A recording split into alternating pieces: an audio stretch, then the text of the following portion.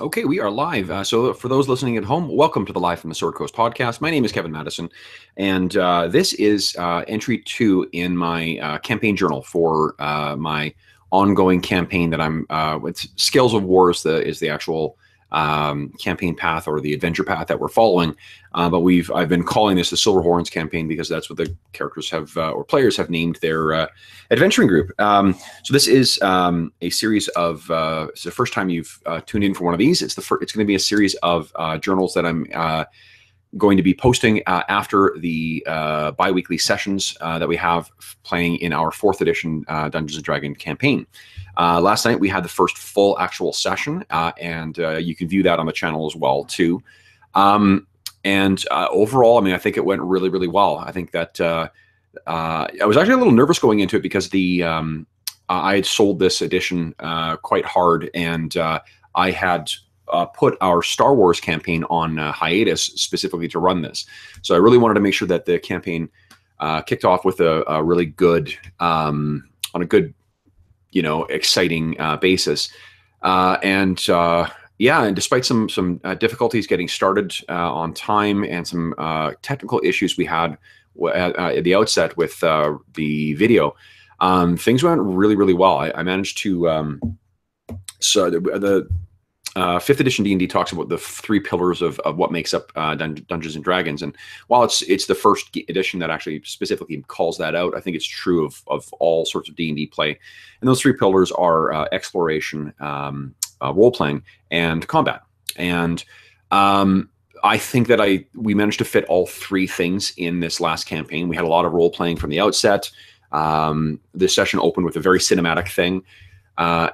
And which the guys are great with, like for in terms of providing opening scenes, kind of like the tabletop role playing equivalent of cutscenes in video games. My players are very patient with that, and I got out all the information that I sort of wanted for it. It didn't seem like so. I guess first off, if you are one of my players, do not watch this entry.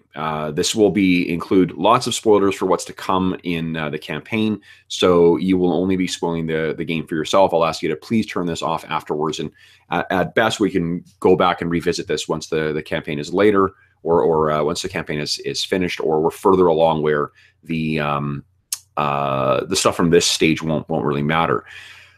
So with that caveat in mind, what I introduced in the opening scene was the god Bahamut, the draconic god of like lawful good, and metallic dragons. He has a guise that dates back to the original Monster Manual, which is the old man with the canaries. It's an old man who has 7 canaries kind of flying around him, and those 7 canaries are actually polymorphed gold dragons. So these ancient gold dragons that sort of accompany him. The 4th edition Draconomicon for the Metallic Dragons has a helpful list of all the names of all those dragons as well too.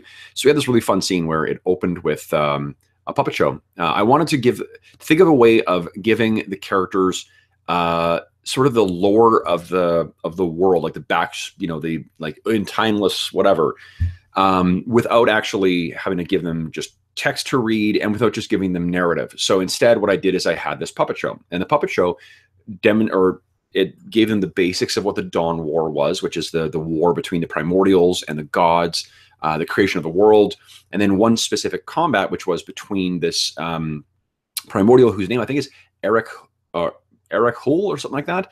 I actually couldn't remember it and I didn't have time to look it up at last session, so I just called it a primordial. But it's this enormous primordial that fought the original draconic god Io, and then in the course of their melee, the primordial cut Io in half, and then from those 2 halves rose Bahamut, the draconic god of good and metallic dragons, and Tiamat, the chaos queen and goddess of evil dragons.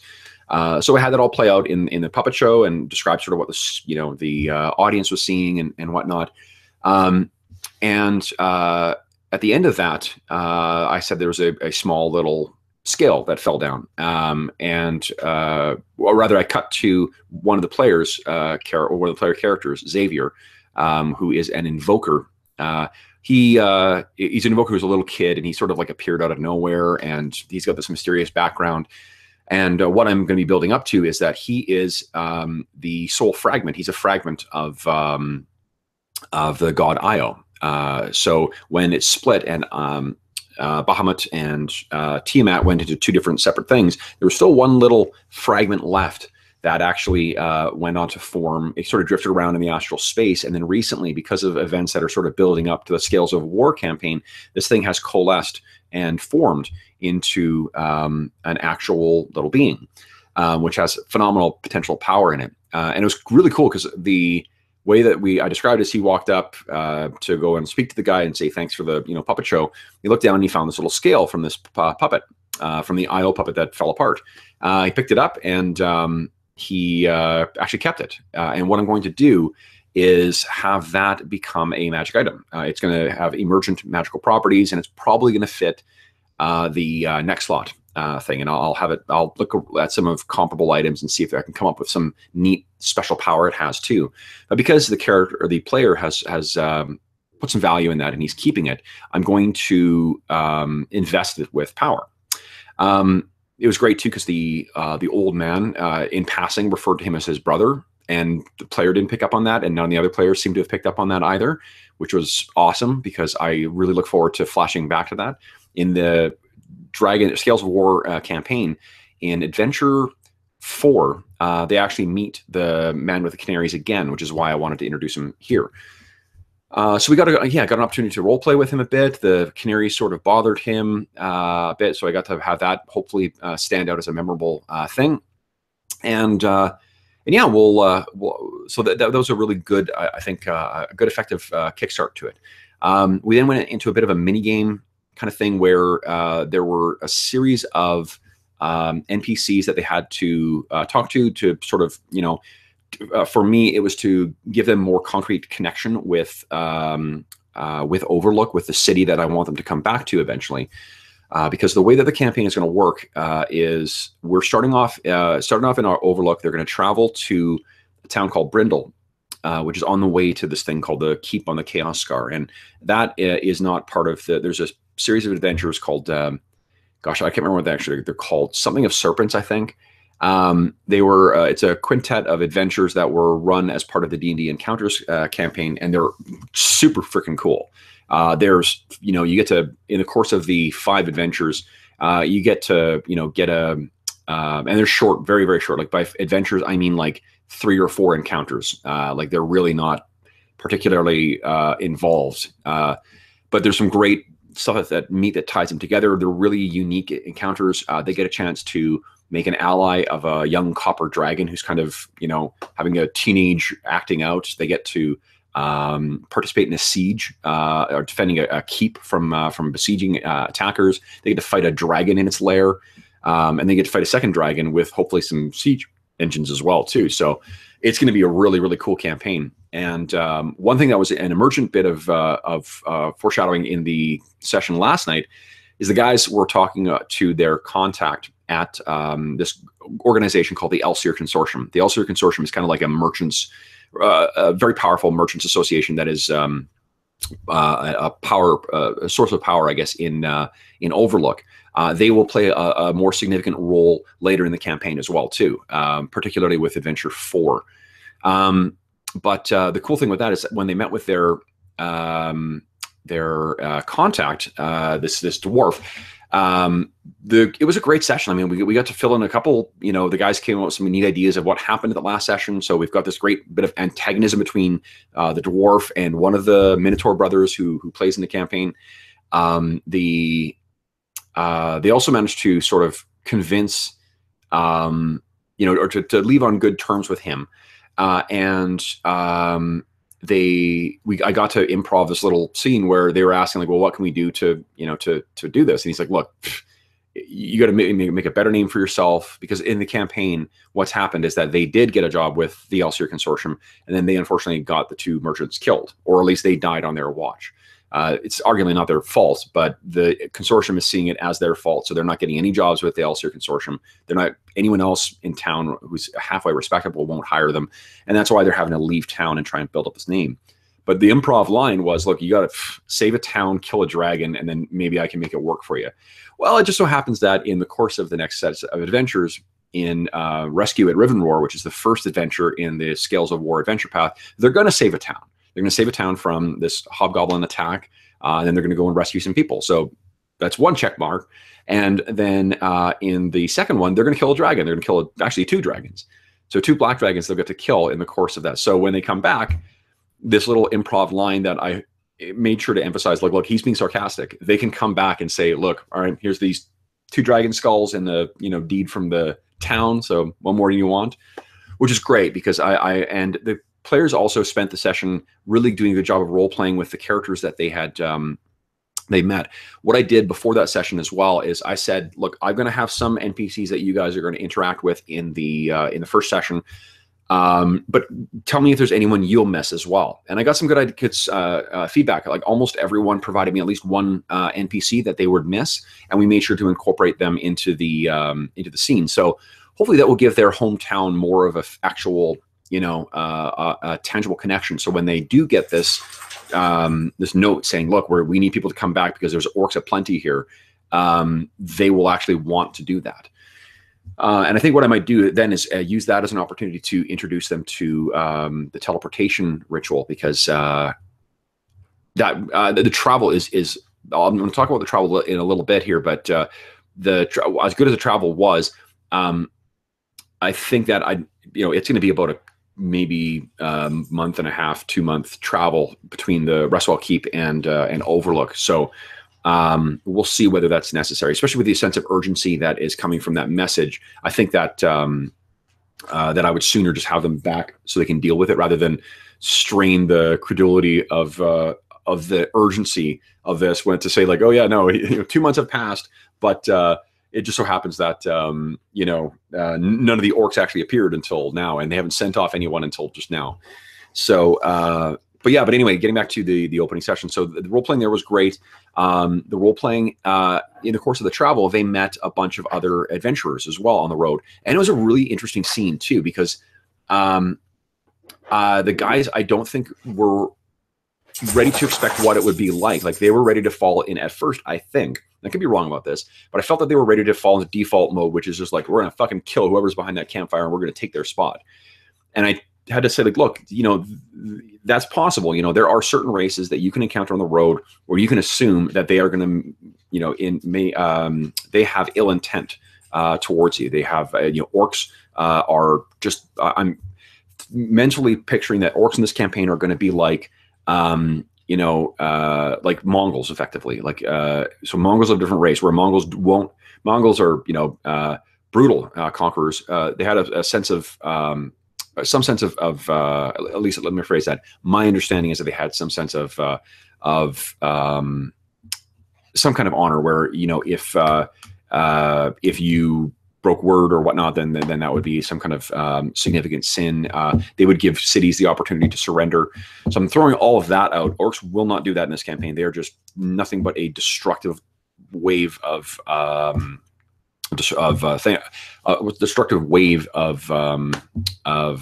blood and steel and whatever. One of the, I think I'll justify the reasoning behind that is because they don't see other races as actual races. They see orcs as the only real, pure existence. Everything else is just something to be conquered or eaten or whatever. But anyway, I'm getting distracted here.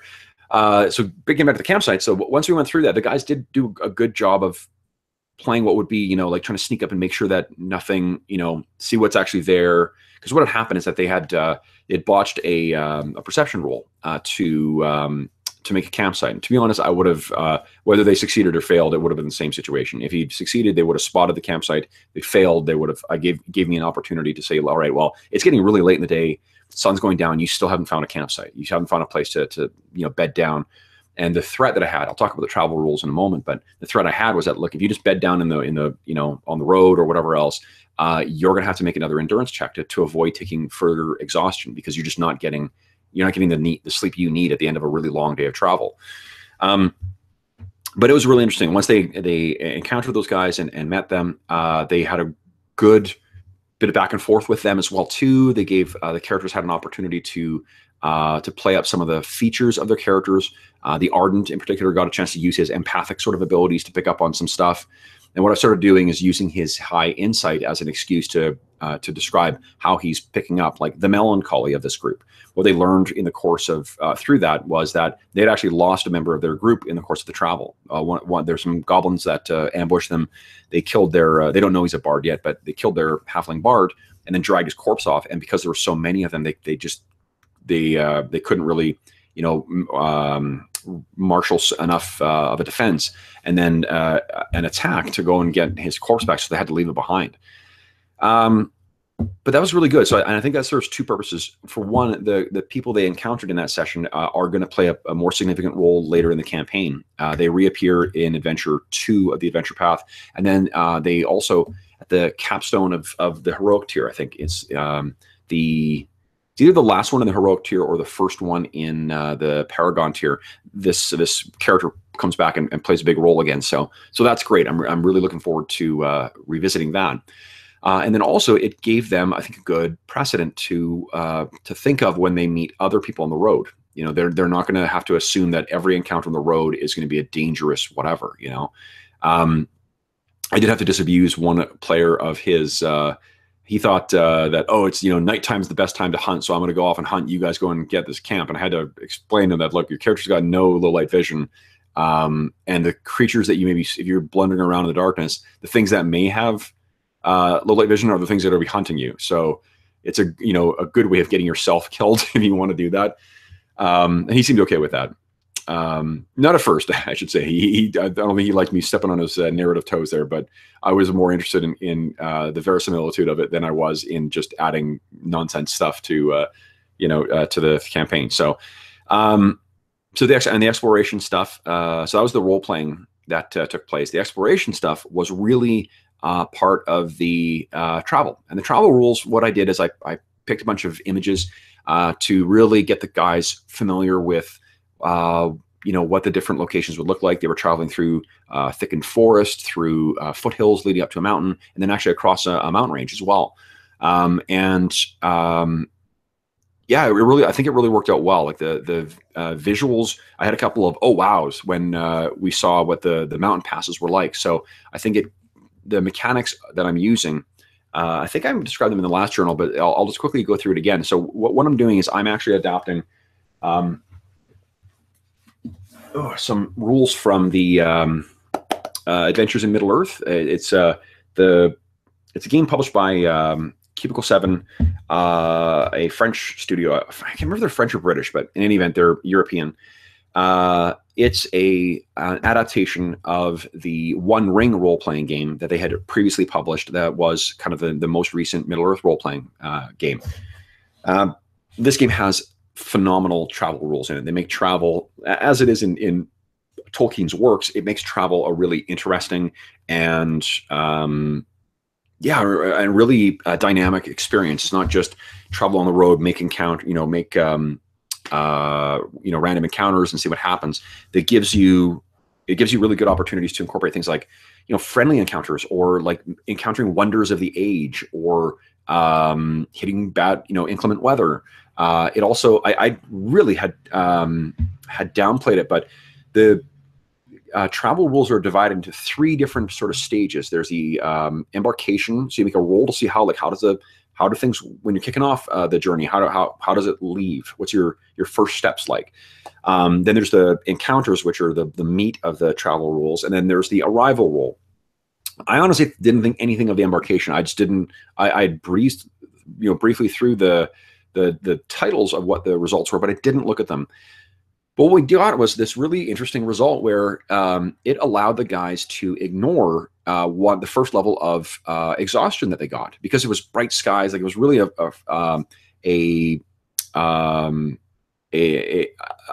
trying to think of the word here. It was really it had good omens with their departure, and that was really cool. It added, I think, some real flavor to it, and it honestly helped offset some of the negative effects of exhaustion, because exhaustion is a bitch in this. I've modified the rules so that they will be appropriate for 4th edition, and I'm going to post them on my blog at some point. And when I do that, I will link that to to this entry, so you can follow that through. Just it may be a little while before I get a chance to do that.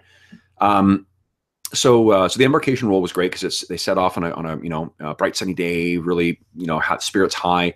One of the characters has an ability that gives +2 to endurance checks as well, and there actually, I should say, there are a couple characters who have abilities in 4th edition who give bonuses to everyone who's around them, and I mean that I've run 4th edition forever, and I have not seen them be as useful as they are in this last session. In particular, the endurance stuff, like that, was having a character who gives a +2 to everyone's endurance check is a big deal, because they are making quite a few endurance checks to avoid exhaustion as they're making their way across, as they're traveling. And that also gives us, I didn't really incorporate it in the session, but I'm going to do that next session. But it gives a good role-playing opportunity too. The player who is playing the Minotaur Ardent really likes playing up the idea that he's sort of because the Ardent is, I should say, is an empathic leader class. He's a guy who heals and like gives people buffs and stuff like that. And he likes the idea of not only being very empathic, he also transmits his feelings out. So he can kind of calm his raging brother, who is this Minotaur barbarian. He can also sort of hearten everyone else. And I like the idea of that. It's sort of similar to like, a bard traveling along and plucking his lute or her lute and sort of singing a little ditty to keep everyone's spirits up. I see. I'm gonna have to try and incorporate something like that to give some like in-game or in fiction support to that mechanical benefit, because it was really helpful mechanically. So anyway, they made their endurance checks, and then what happens is they assign a specific role to each of the members of the party to fill, so that when an event comes up, it may trigger for one of the different roles. And the roles are, let's see if I can remember them without looking it up: Lookout, Scout, Hunter, and Guide. And then, as each encounter is rolled, and I didn't roll for these ones, but I will in future, because I like the randomness from that. But I knew I had specific encounters I wanted. Each of the encounters required one of the different members of the party to make some kind of skill check, and that worked out pretty well, I think. We were down one player who would have been the scout, so someone else had to sort of sub in for the scout, but it worked out pretty well. I mean, they didn't nerf their roles. Let's see here. At the end of the session, also, I gave a debrief or had a debrief with the guys as well to ask about the travel rules, and they all were, had good things to say about them. So, and they also, in fairness, they understood what my purpose was with it, was to make make that a much more visceral experience than it is in other games. So the final thing I'll talk about the session was the combat encounter. So we only had one combat encounter last night, and that was it was really just an ambush with the guys, 2 monsters, like a striker, which is like a get up or a lurker, which is like a sneaky kind of thing that can do a lot of damage in specific circumstances, a controller, which was like a thing that casts spells and like alters the battlefield, and then a bunch of minions. If you're not familiar with 4th edition D&D's particulars, minions are one-hit monsters. They have 1 hit point, and as long as you connect with them, it blows them away.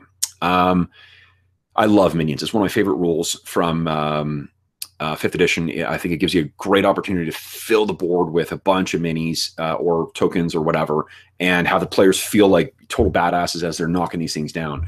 That particular encounter only had one controller, which was a goblin, like a goblin shaman kind of guy, and there was a goblin who was kind of a nasty little short sword fighter, and then the minions were split equally between these little dudes with these battle axes who could like throw themselves around someone's feet and basically grant combat advantage to other characters, which was supposed to be the Blackbiter, or the goblin with a short sword who gets extra damage when he hits you with CA, combat advantage, and then a bunch of archers. And because I ended up I played them smart, like the way that they would attack, which is to say, hit the most obvious targets first, and then also spread things around and try and take down the obvious mages.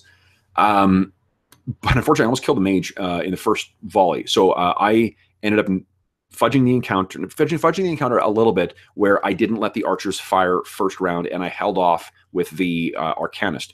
And I realized now, like, they were down one player, and they were ambushed. They would have a whole round where they had to do nothing but suck up hits on their opponent's terms. So I'm not super fussed about that being fudged, but by the second round, though, boy, they turned around really quick. The healer got a chance to do his healing thing. The tank got a chance to feel like a real badass too, where he, which was good, because I think that's he got two opportunities where he got to take down enemies on the enemy's turn because they triggered his sort of defensive ability. If you're not familiar with 5th edition, 4th edition does sort of formalize the mechanics in combat for what role you play. So they have, like World of Warcraft, there's a tank mechanic with the defender class. There is a healer mechanic with the leader, not the defender class, the defender role. There is a healer aspect with the leader role. And then the last time we had 2 controllers who are generally, I mean, to be honest, they're more like controller strikers, which are sort of like DPS or crowd control, if you're familiar with World of Warcraft stuff. So yeah, the combat last night was, even though it was just a handful of minions, and I really thought it was just going to be like they'd blow through them and that would be it. It turned out to be really great. And one thing I've learned from that is to make sure I'm spreading my minions out. Because I did that last night. Before, I felt frustrated with the minions because they usually, first round of combat, they're all gone. And in retrospect, that's my own damn fault, because the way I used them was stupid, and it gave them, the characters who have attacks of opportunity, or I'm sorry, area attacks, to just, blow them all down. So that encounter worked really well. I'm really looking forward to the next session. We're kicking off with their first fight against some actual opponents, and one of them is an elite, which is basically a monster that's twice as tough as your normal monster. So it'll be their first mini boss fight, which hopefully will be a lot of fun. And I might sprinkle in some more minions as well, just to give it more of a an epic showdown kind of feel. Because last night, I mean, it was 4 PCs against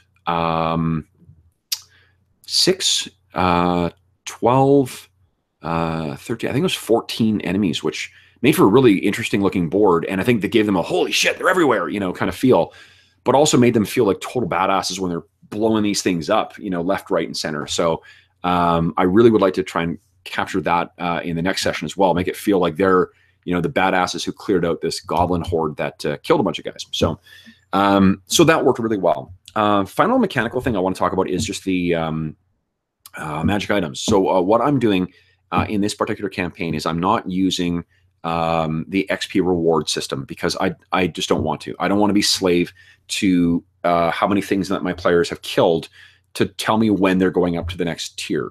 That may be unfair for the players. That's not true. I don't think it's unfair to the players. I mean, like, what I don't like about that is that when I have to rework my campaign stuff to suit the level that they're now at because of the XP stuff. So I've always hated, to be honest, I've never really used it. Before they really had a word for the milestone system, that's sort of what we used anyway. So, and I'm sure that's with a lot of players of my vintage as well. But because of that, what I do want to do is give them more tangible rewards as they're going along, so they feel like they're getting something out of it, not just waiting until that big payoff when they hit next level. And to do that, I'm making use of either like disposable magic items, like things that are consumables, like potions, or elixirs, or whetstones, or scrolls, or things like that. Or I'm providing them rituals, which are in 4th edition D&D. Basically, your non-combat utility spells are most often going to be found as rituals. They're just like spells that take longer to cast, and they generally have non-combat effects. I'm giving them access to those rituals through this mechanic as well too. So, like at the end of the next combat encounter, they're going to find that dead bard that they heard about in the previous session, and that's gonna have a bunch of stuff in there, including rituals that they can't actually cast yet, which will be pretty cool.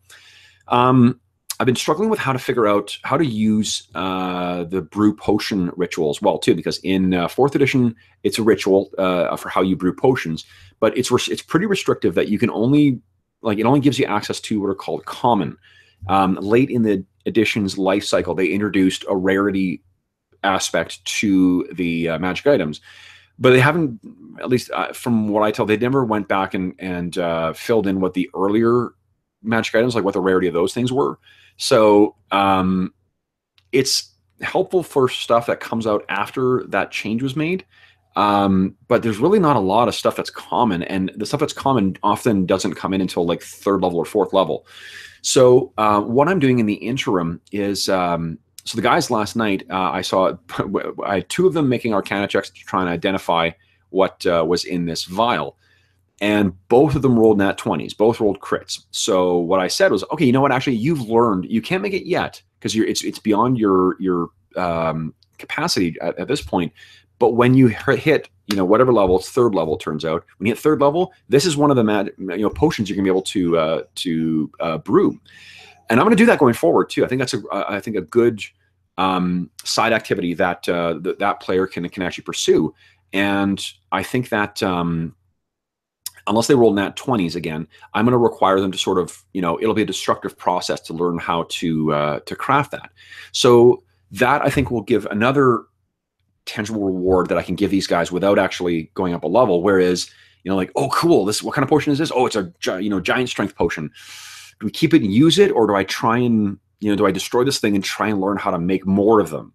And that's gonna be cool because I think that will, over time, the combination of those rituals and the brew potion, it will give them more things to think about in the planning stages between between adventures, between travel and between the going out and getting into fights and shit like that. And I love that because things that will give the players ways to engage with the game between sessions, I think, is a really helpful. I mean, not helpful, but I mean, it's great. It's fun, and it makes the game last for longer than just the when it's at the table. So those are the things I kind of had jotted down as my thoughts from that session. Like I said, overall, I had a lot of fun running that. I really love running 4th edition. It's so easy to improv. The combat is so much fun. Yeah, I'm really thrilled to be back playing that again. Next session, I am going to. So next session, what I anticipate is going to happen is we will have that opening combat, and then the characters will carry on to a place called Drellin's Ferry, where they're going to have to rest for a bit, because at least one of the players has accumulated 1 exhaustion level so far. And I think I'm going to make one more exhaustion check between. But they actually will have an opportunity to potentially recover that as well, because they are going to encounter a wonder of the age. There's this, in the adventure as written, there was this, so I guess, let me back up here. The Scales of War adventure path is set in a campaign setting that was introduced in a 3rd edition D&D campaign called, I think it's Against the Red Hand or Threat of the Red Hand. I don't know, something like that. It's this really sweeping epic thing set where your players basically at early levels stumble across this invading goblin army, and they have to sort of like sabotage things and save rally people from the different communities, and then like they participate in a siege and a special mission and all this shit. Like it sounds like a really cool campaign. I haven't read the whole thing through. I read the synopsis, and it sounds interesting. And it's the backdrop for this. That happened about 10 to 20 years before the Scales of War campaign kicks off, because the first adventure really plays into that. Well, in the original Red Hand adventure, there's this bridge across a place called Skull Gorge, which the players in that campaign, they destroy it. And the picture of it as written is really, I mean, it looks like something that could be destroyed by a bunch of mid-level, lower level, like mid, like between 5 and 7 level characters. It's just a very simple kind of like span that goes across, and the picture or the painting they have of it is, I mean, it's totally functional. It's just really boring. It doesn't look like much of anything dramatic. I found on Google Image this really freaking cool picture of this this span that goes across this gorge, and there's a waterfall in the background, and there's this giant like dwarven fortress face that it kind of goes into. And to be honest, it made me think of, again, World of Warcraft, when if you're familiar with it, if you're tromping around the sort of, I think it's Ironforge. Ironheart? No, Ironforge.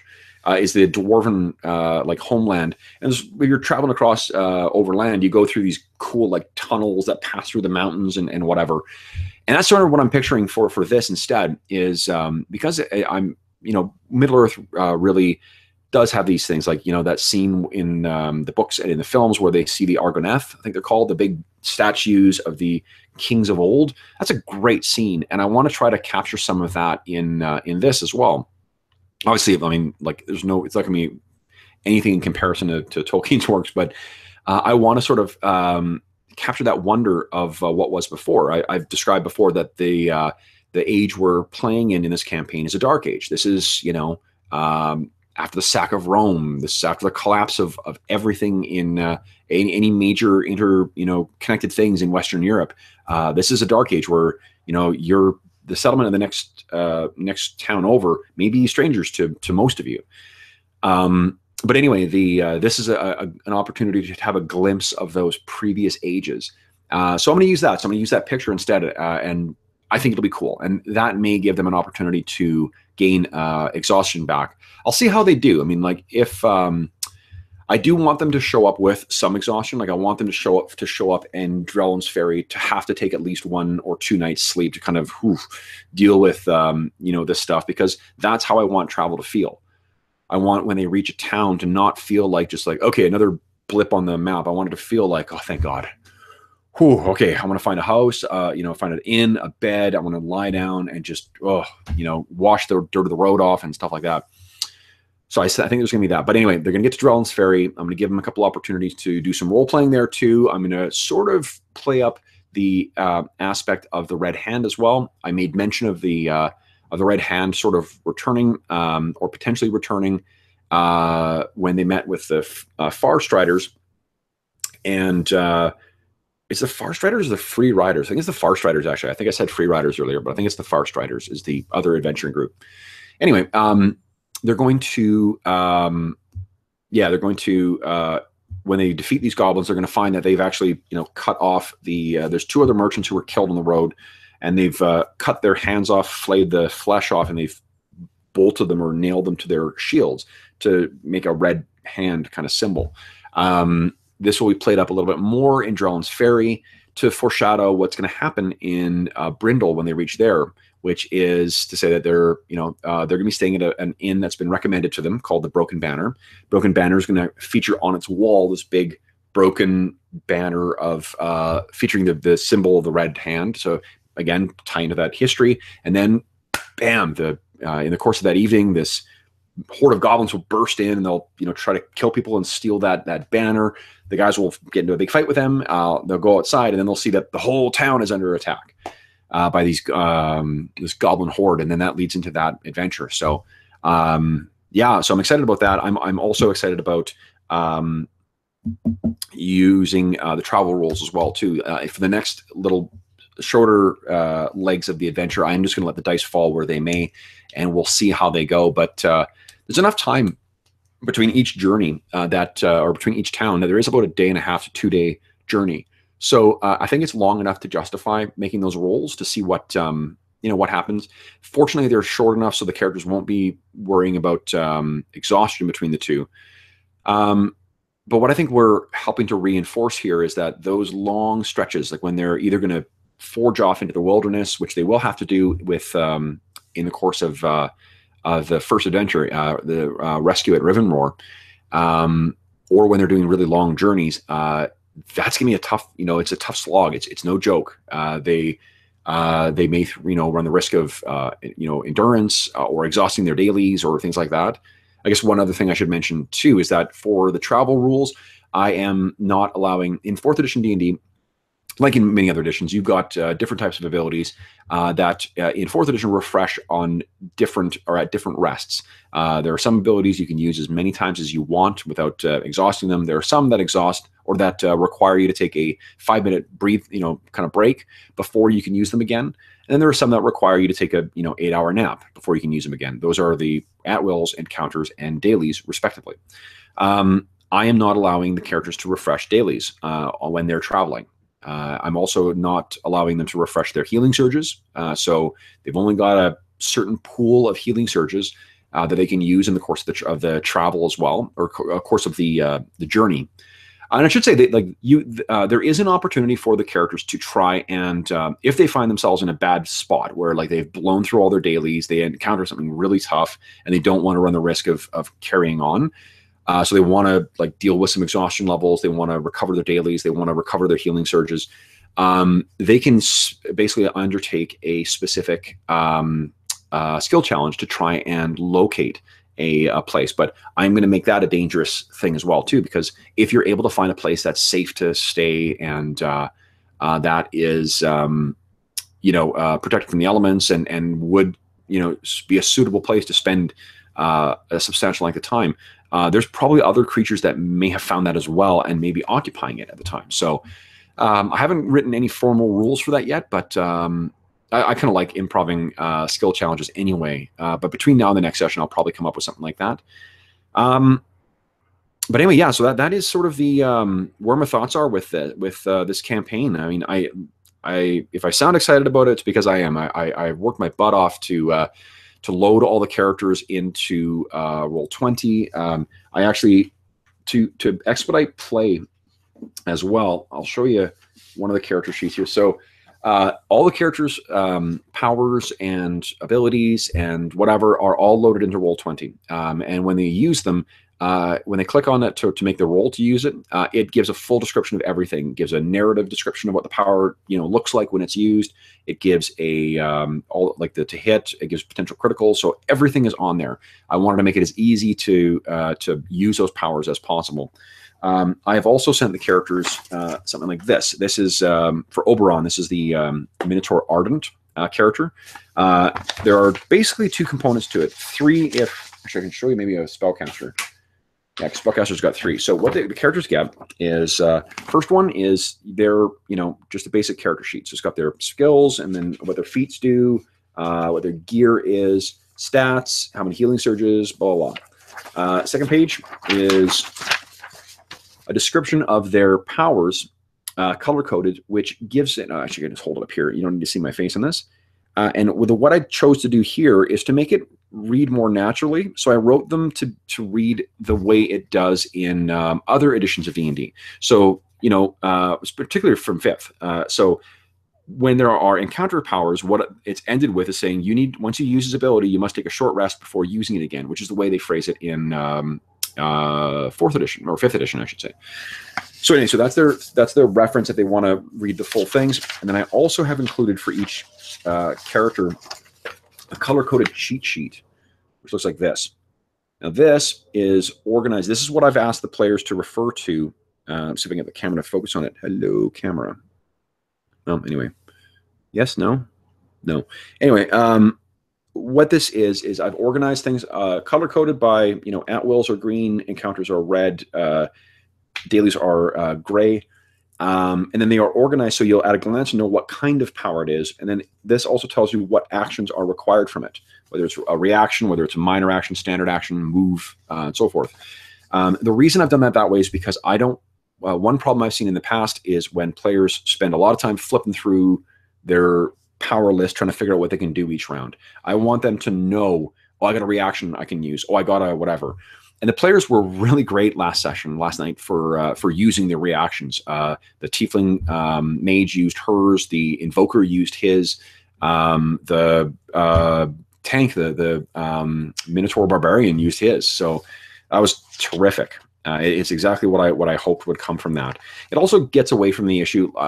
In 4th edition D&D, you have each round a move, a minor, and a standard action. And one thing I wasted a lot of time on in previous previous iterations previous campaigns I've run with this. I spent a lot of time saying, okay, do you have a minor? And then my players inevitably like, well, what's a minor? What can I do with it? So with this, unless you're going to pick up an item, unless you're going to get a potion out or stuff like that, this will tell you whether you've got any useful minors to use. What's up, sweetie? Sorry, my dog's getting excited. Yeah, and this proved to be very helpful last session. And then finally, what I've also included is a list of all the rituals. So this particular character, this is the Tiefling mage, wizard mage. she has a couple rituals. So I've got all the ritual books in here. It tells them what they do, the rules for it, what the component costs are, and so forth. So because we don't play every 2 weeks, it's easy for me to provide updated sheets in the interim. Plus, it's fun getting shit in the mail. Like, we so rarely get stuff in the mail unless it's coming from Amazon or, Drive Through RPG or something like that. That it's fun having some physical stuff that shows up. And what I've been doing is dropping everything in the mail on the Monday before the session, which means about midweek, the guys get the characters. I'm also going to provide, like, when there are new magic items or new, I don't know, like, if there's anything else that's going to supplement the play, I will drop that shit in the mail as well too, to help, anything that's going to help speed things along or make the game more exciting. And it's great. I mean, like everyone said they were really happy to have that as a reference material, and and at the end of the day, it speeds up the parts of 4th edition D&D that can slow things down. So yeah. So I mean, as I said, I really had a great session last night. I'm really excited for the next one.